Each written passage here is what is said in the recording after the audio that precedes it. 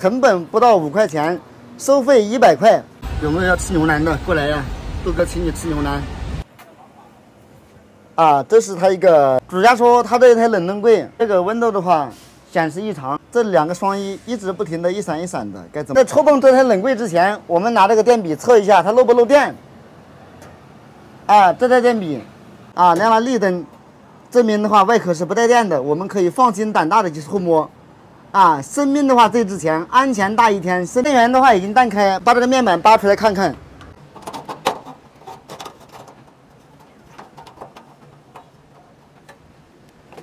啊，这是一个插口，插口拔掉。这个黑线也是一个快速插头，拔掉。啊，拔掉。拔掉以后，它这是一个单独的温度检测器。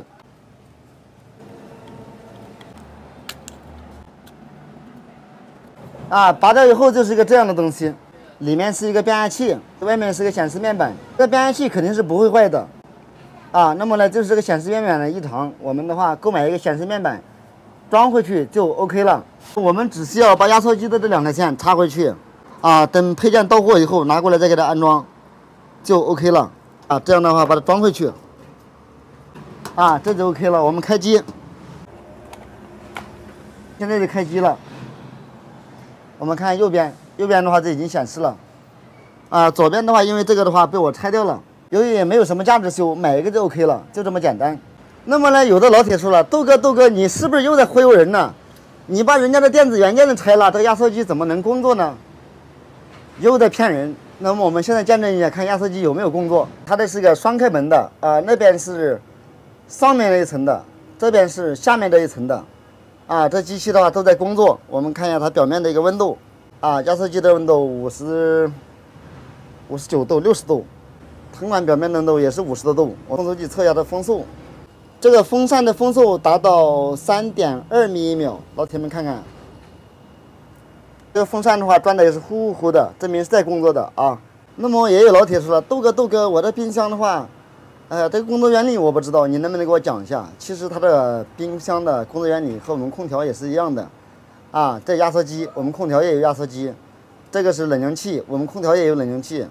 啊，这个是散热风扇，我们空调也有。啊，那边也是一样的，它这是一个双接头的，这是它的一个温空气，我们空调的话也有。啊，这是它一个蒸发器，我们空调的话也有。啊，老铁们说这个冰箱和空调的话有哪里不一样呢？啊，没有区别的，一样的啊。刚才我们来之前，它这个温度显示器的话，这个地方一闪一闪的啊，也就是这里一闪一闪的，双3、双1呀。啊，现在的话让它不影响工作，我们配件到了以后再过来安装。更换它这冰箱的温度计成本不到5块钱，收费100块。我们今天在这一家是做牛腩的，活还没干完，老板给我们搞了一碗牛腩面。啊，有没有要吃牛腩的？过来呀，豆哥请你吃牛腩。还有牛肉丸。啊，